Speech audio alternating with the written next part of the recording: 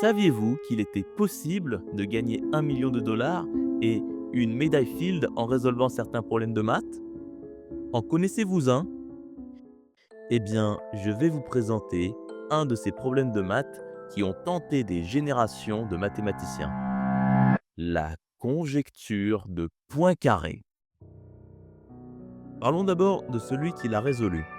Il s'agit de Grigori Perelman. Introduisons brièvement le personnage.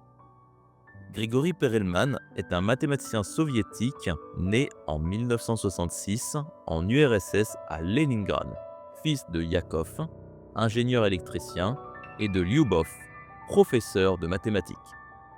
Disons qu'il était déjà initié aux mathématiques, entre guillemets. Il est l'heureux élu qui, après tous les échecs de ses prédécesseurs, a résolu la conjecture de Poincaré le 11 novembre 2002 par un article qu'il publie sur Archive, le site d'archives de prépublication.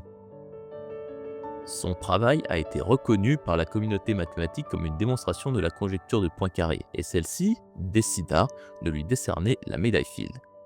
Le 22 août 2006, lors du 25e congrès international de mathématiques à Madrid, durant laquelle étaient remises les médailles Field aux lauréats, il ne se présenta pas.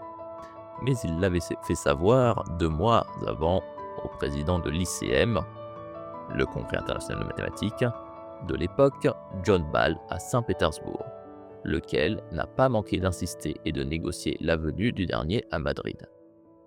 Par ailleurs, John Ball a enfreint les règles concernant le décernement des prix car les noms des futurs lauréats devaient rester secrets jusqu'à la cérémonie. Cela pouvait être prévisible, car il n'était pas à son premier refus. Lorsqu'il étudiait la géométrie riemannienne, il a également décliné une distinction de la part de la SME pour ses recherches sur le sujet. Un grand signe d'humilité et d'honneur que nous offre Grigori tout le long de sa vie et de sa carrière académique officielle et officieuse, vu qu'il n'était affilié à aucun établissement de recherche après sa démission de l'Institut de mathématiques Steklov.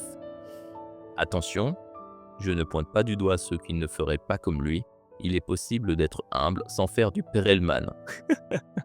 Après cet épisode du 22 août 2006, il disparut du paysage des mathématiques ainsi que du monde académique, a fui jusqu'à aujourd'hui tout média et a abandonné également officiellement toute activité en mathématiques. Il vit désormais chez sa mère dans un quartier populaire de Kupchino à Saint-Pétersbourg. Revenons à notre charmante conjecture. Nous avons parlé de son démonstrateur, mais point du sujet. Énonçons-la donc, simplement. Cette conjecture nous dit que tout objet sans trou est une sphère. La partie la plus belle est de montrer comment ce problème mathématique a été montré, les difficultés rencontrées, l'histoire de sa preuve, la tournure de cette question restée inachevée pendant si longtemps, plus d'un siècle, 102 ans pour être exact. Commençons par donner la signification de « être le même objet ». La signification est ici topologique. Il s'agit de classer des objets en fonction d'une caractéristique spécifique dans notre cas, le nombre de trous. 2 objets sont en fait topologiquement les mêmes lorsque je peux passer d'un objet à l'autre sans aucune déchirure. Pensez à une boule de pâte à modeler. Vous pouvez passer d'une forme sphérique à une forme cubique et inversement, sans jamais arracher un seul morceau quelque part, sans jamais la disloquer, juste en l'aplatissant au-dessus, en dessous et sur les côtés, par exemple avec des pistons. Pour citer un autre exemple notoire, vous pouvez passer d'un tore ou donut à une tasse de café. Je vous montre l'animation à l'écran afin de comprendre la démarche. Une fois de plus, vous ne constaterez aucune déchirure. Pour résumer la question, 2 objets A et B sont topologiquement identiques lorsque nous pouvons passer de l'objet A à l'objet B sans déchirure.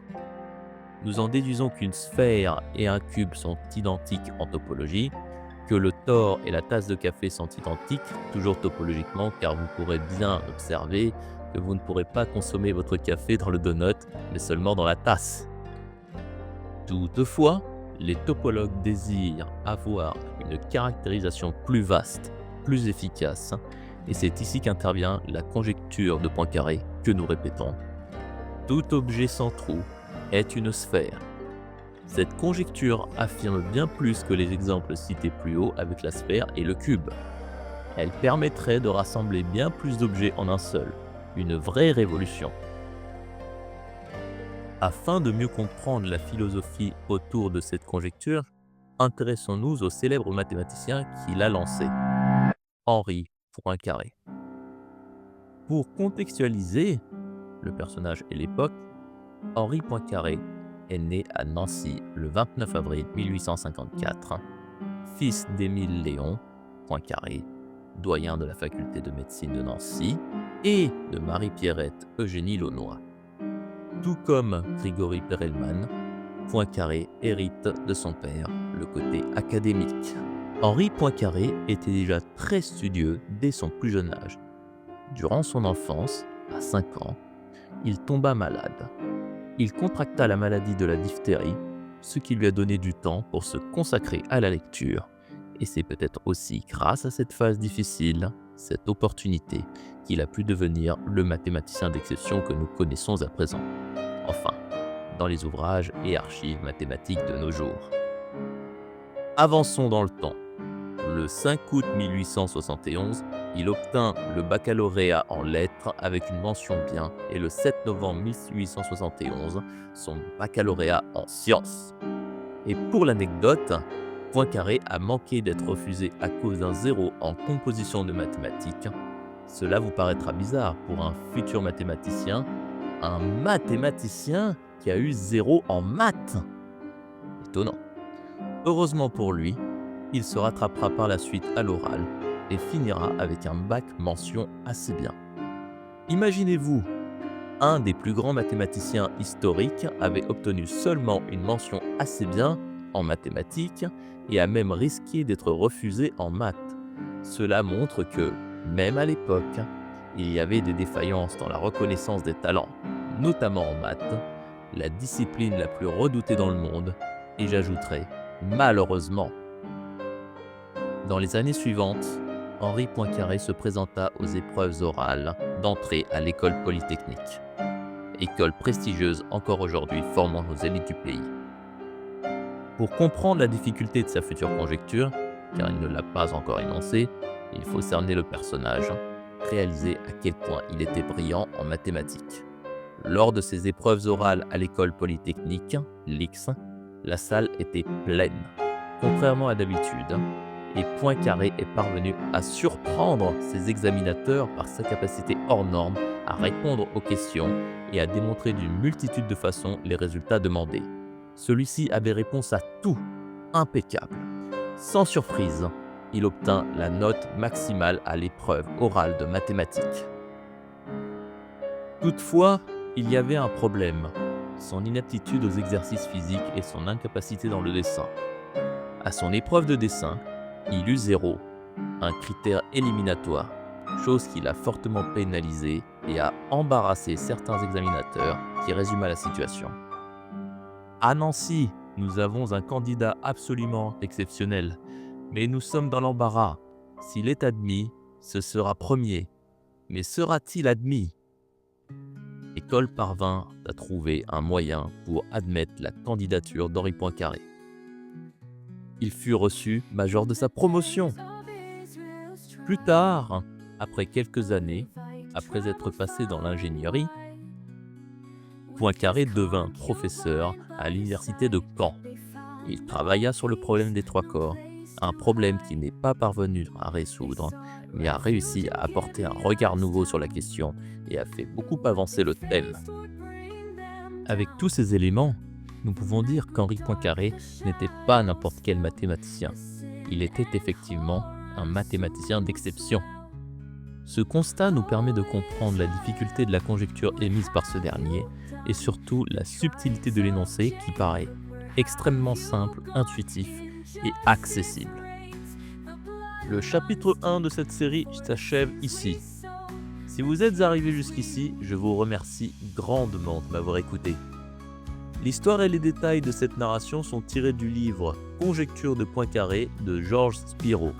Je le conseille vivement car il permet vraiment de nous plonger dans l'histoire de la résolution de la conjecture de Poincaré et permet de connaître ou découvrir comment se déroulent des travaux de recherche dans le temps sur un sujet en mathématiques notamment. Vous pourrez vous le procurer par mon lien affilié dans la description. Je tiens à remercier Matt Fastoche pour m'avoir prêté l'ouvrage. Je vous partage également le lien de sa chaîne ainsi que son livre par mon lien affilié dans la description. Je recommande son livre surtout aux élèves de lycée et de collège qui m'écoutent pour se former en maths et découvrir une façon alternative de travailler les maths que je trouve très intéressante et originale. Vous retrouverez également dans la description les sources des photos utilisées, des sons et des titres. A plus tard pour le chapitre 2 de la série. Ciao! The blood runs deep for the sins we sow, the tears we weep.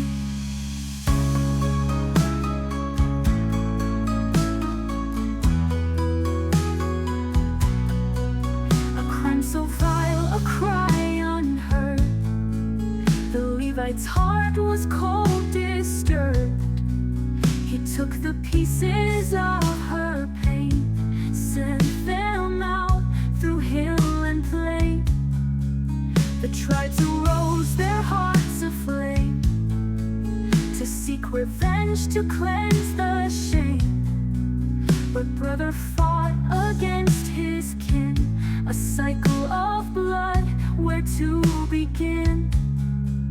Oh Israel, what have you done? The tribes of Jacob, where have you gone? Injustice reigns, the blood runs deep for the sins we sow, the tears we weep. The echoes of the fallen rise in the land where justice dies. A nation torn, a people lost. What is the price and what the cost of Benjamin? A remnant saved, but hearts are hardened, souls enslaved. They took the daughters from Shiloh's fields to heal the wounds that never heal. Yet in this tale of woe and strife, we see the darkness in our life. Without a king, without a guide, the people's hearts turn cold inside. Oh Israel, what have you done? The tribes of Jacob, where have you gone? Injustice reigns, the blood runs deep for the sins we sow, the tears we weep. But in the darkest, deepest night, there's still a hope, there's still a light. For though we fall, though we descend,